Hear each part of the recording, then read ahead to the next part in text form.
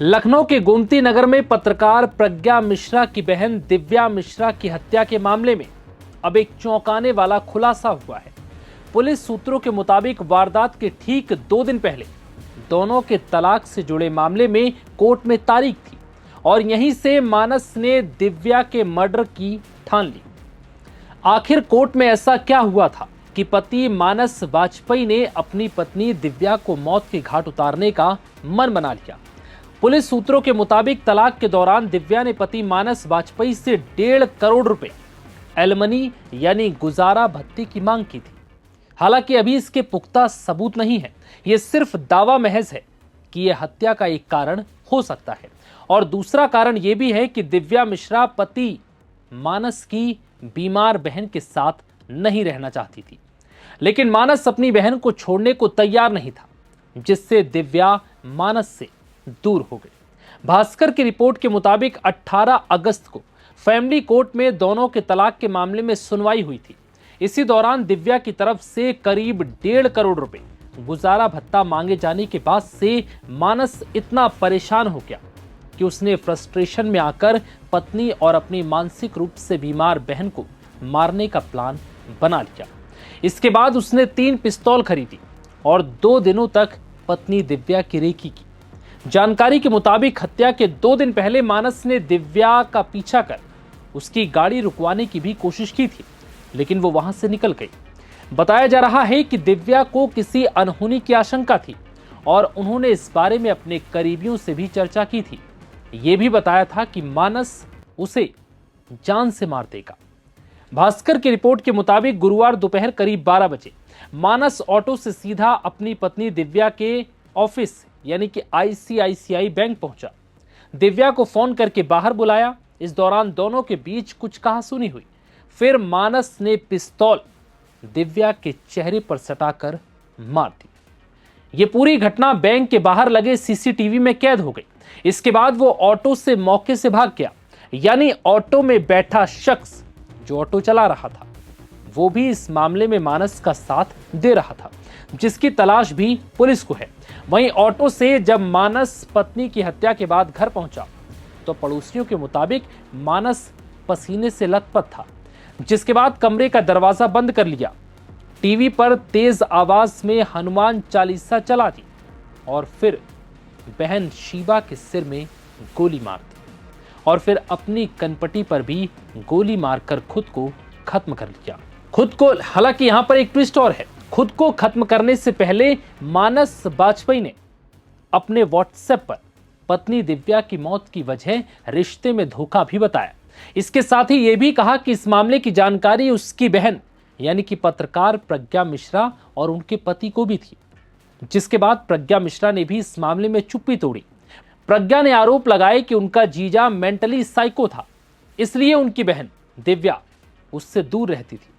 बता दें कि आईसीआईसीआई में रिलेशनशिप मैनेजर दिव्या मिश्रा और एसबीआई में फील्ड मैनेजर मानस ने 9 साल पहले लव मैरिज की थी, लेकिन इन 9 सालों में यह रिश्ता प्यार, नफरत और फिर बदले की भावना में कैसे बदल गया पता ही नहीं चला और यह परिवार पूरी तरह से खत्म हो गया।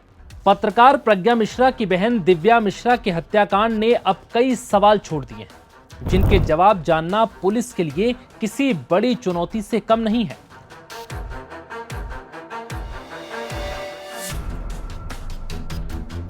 दिव्या का पति मानस वाजपेयी इस हत्याकांड को अंजाम देने के लिए 2 पिस्तौल और 1 कट्टा आखिर कहां से लेकर आया था और इस हत्याकांड में उसे 3 हथियार की जरूरत क्यों थी?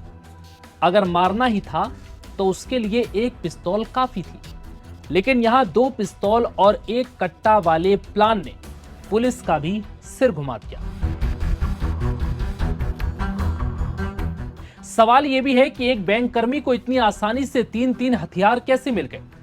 दरअसल शुरुआती जांच में मीडिया रिपोर्ट्स के हवाले से जो खबर सामने आ रही है उसके मुताबिक इस हत्याकांड में पुलिस को सीतापुर के एक वकील के भी इसमें शामिल होने की सूचना मिली है, क्योंकि इस वकील ने ही मानस वाजपेयी के लिए हथियारों का इंतजाम करवाया था।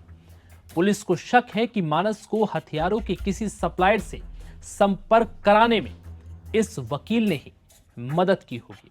पुलिस अब जल्द ही इस वकील से भी पूछताछ कर सकती है, जिससे कि इस मामले में और खुलासा हो सके। मानस वाजपेयी एसबीआई बैंक में कार्यरत थे। पुलिस के मुताबिक उनका कोई आपराधिक रिकॉर्ड नहीं मिला है। ऐसे में 3-3 हथियार मानस के लिए आसानी से तुरंत हासिल कर लेना पुलिस को भी परेशान कर रहा है। पुलिस ये भी जांच कर रही है कि क्या हथियारों के सप्लायरों से उसका पहले से कोई संबंध था, या हथियार खास तौर पर 18 अगस्त को फैमिली कोर्ट की सुनवाई के बाद हासिल किए गए थे। पुलिस इस मामले की तह तक जाने के लिए अब मानस की कॉल डिटेल्स को भी खंगाल रही है, क्योंकि मानस के कॉन्टैक्ट्स और बातचीत की जांच के बाद वकील का नाम सामने आया। इसलिए कॉल डिटेल्स की जांच कर यह पता लगाने की कोशिश की जा रही है कि हथियारों को हासिल करने से ठीक पहले मानस वाजपेयी और वकील के बीच कोई बातचीत हुई थी या नहीं। परिजन के मुताबिक मानस और दिव्या ने 2017 में लव मैरिज की थी। शादी के शुरुआती दिनों में दोनों के रिश्ते ठीक रहे। बाद में छोटी छोटी बातों को लेकर विवाद होने लगा। धीरे धीरे दोनों के बीच दूरी बढ़ती गई और दोनों अलग अलग रहने लगे। साल 2018 में मानस की मां को कैंसर हुआ तो दिव्या दोबारा उनके साथ रहने लगी। इसी दौरान मानस की बहन को साथ रखने को लेकर पति पत्नी के बीच विवाद होने लगा। साल 2019 में मानस की मां की मौत के बाद दिव्या फिर से अलग हो गई। कुछ समय बाद दोनों के बीच बातचीत हुई और वो दोबारा साथ रहने लगे, जिसके बाद कई साल बाद यानी कि साल 2025 में मानस की मानसिक रूप से बीमार बहन को लेकर अब दोनों के बीच विवाद बढ़ गया। दिव्या का कहना था कि वो ननद के साथ नहीं रहेगी। मानस इसके लिए तैयार नहीं था। इसके बाद नवंबर 2025 में दिव्या ने पूरी तरह से घर छोड़ दिया। मानस ने रिश्ता बचाने की कोशिश की और कई बार दिव्या से बात की, लेकिन दिव्या से बात नहीं बनी। इसके बाद मामला लखनऊ फैमिली कोर्ट पहुंच गया। जनवरी 2026 में दिव्या ने फैमिली कोर्ट में मुकदमा दायर किया और तलाक की कानूनी प्रक्रिया शुरू हो गई। जिसके बाद मानस के एक दोस्त ने पुलिस को बताया कि मानस 3 महीने से बैंक के ऑडिट के काम से बाहर गया था। लौटने के बाद उसे 18 अगस्त को फैमिली कोर्ट में होने वाली सुनवाई की जानकारी मिली, जिसके बाद वो कोर्ट पहुंचा। पुलिस के मुताबिक यहां उसकी पत्नी दिव्या मिश्रा ने 1.5 करोड़ रुपए एलिमनी यानी गुजारा भत्ते की मांग की। पुलिस जांच के मुताबिक इसी के बाद मानस ने इस पूरी वारदात को अंजाम देने की योजना बनाई। इसके लिए उसने 2 दिन में 3 हथियारों का इंतजाम किया, जिनमें 2 9mm पिस्टल और 1 तमंचा शामिल था। जिसके बाद मानस ऑटो से अपनी पत्नी के ऑफिस यानी कि आईसीआईसीआई बैंक के पास पहुंचा, जहां ऑटो में बैठकर उसने पत्नी को फोन कर बाहर बुलाया। और जब दिव्या बाहर आई तो इस दौरान मानस संग उसकी बहस हुई और इसी वक्त मानस ने दिव्या के सिर में 2 गोली मार दी और उसके बाद उसी ऑटो से फरार हो गया। पसीने की हालत में थोड़ी दूरी पर स्थित घर पहुंचने के बाद मानस ने घर का दरवाजा बंद कर दिया और तेज आवाज में हनुमान चालीसा चलाकर पहले अपनी बहन को गोली मारकर मौत के घाट उतारा और फिर खुद को भी गोली मार दी। अब पुलिस ने तीनों हथियारों को बरामद कर लिया है। हालांकि ये हथियार कहां से आए और किससे खरीदे, इसकी जानकारी अब तक सामने नहीं आई है।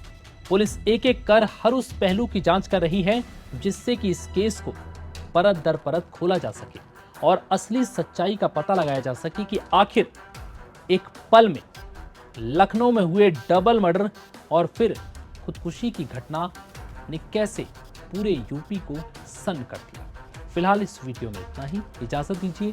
नमस्कार।